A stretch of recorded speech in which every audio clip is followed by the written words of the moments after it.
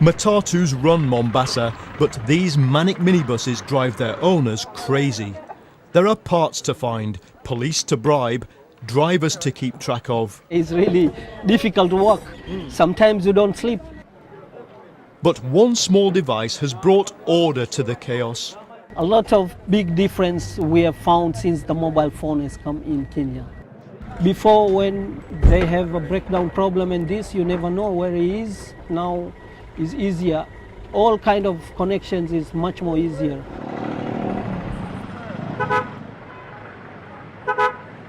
Nearly 7 million Kenyans own a mobile phone. That's 1 in 3 of the adult population. Across Africa, there are 100 million, and the continent is the fastest growing mobile market in the world. Okay, so Kenya, like the rest of Africa, is going mobile phone crazy. So what?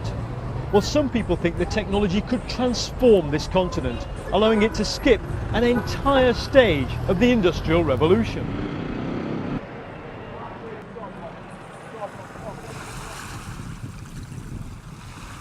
I decided to make a journey through Kenya using the mobile network map as a guide to see the impact of new technology and contrast it with life in the villages it's yet to reach. I want to try and find a place where it actually drops out, where we go off the network and people are living without mobiles. Hard luck, said my driver, Daniel Wambugu.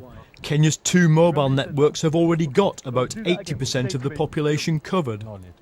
But he did suggest, at the very end of our journey, dropping down into the Rift Valley. So if we get down here, in the middle of nowhere, what will I find when I get there? When you get here, there's no network. Are there people though? Yes, yeah, there are people, Maasai people. Maasai people? Maasai people living there. So if I get there... They are nomads. They're nomads? They are nomads, yeah. So they're not likely to be on either Celtel or Safaricom, I would imagine? No, no network. For all its recent economic growth, Kenya is still riddled with poverty and corruption. There's a sleepy, post-colonial feel about Mombasa. It's the last place you'd expect to find the leading edge of innovation. But it is here. I've come to see the launch of a service that lets you send and receive cash using your mobile. Select send money, and it asks me for your phone number. Let me send you 500 shillings. It's good enough that for me. should buy you some lunch. Then I press OK. It shows me that it's sending, and it's confirmed. And it actually says 500 Kenyan shillings sent to you from Catherine. Once it's on the phone, you take it to a cashier, give them a PIN code and get your money. In a continent where bank accounts are scarce, the impact will be revolutionary, and not just there. I think it's tens of billions of dollars worth of money that's sent by people who've migrated to countries like America and the UK could soon be being sent through M-Pesa. These. How long, Catherine, until I can get on a Mombasa Mutatu and pay with my mobile? We are launching early this year. Really? Early this year, that was a trick question. Really? We're launching early this year, yes. You're going to be able to pay on a Mutatu with one of these? I'll just pay him 50 shillings from my M-Pesa phone. I send money and he'll be able to receive the M-Pesa value on his phone. It's just absolutely mind-blowing, the implications of it.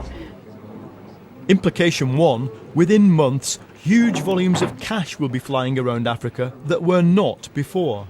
Implication 2, we'll all soon be using our phones as wallets, and it's been pioneered in Africa. 500 Kenyan shillings, thanks a lot, bye-bye.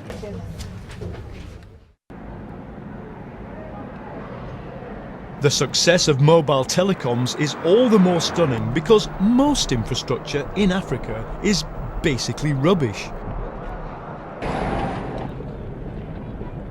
In fact, this road is a key piece of infrastructure, not just for Kenya, but the whole of East Africa. And here's the problem.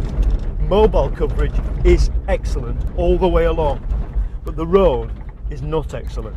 In fact, in some places, it's not really a road. Despite millions of pounds worth of aid, Kenya's political elite never quite got round to finishing it.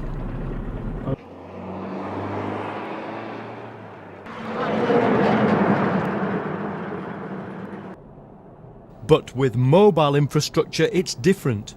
All you need are masts, generators and a licence, and you can bypass the kleptocracy and just get on with it. And that's what they've done. It's not often that we get an elephant on a Newsnight piece. Not very. He's a big one. He is incredibly close.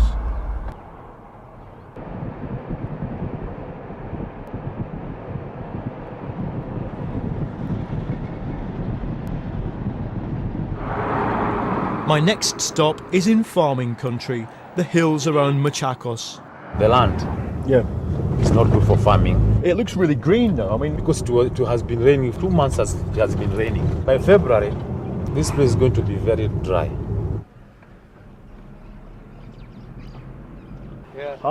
that means for farmers like Benjamin Ikombo, getting a fair market price for their crops is crucial.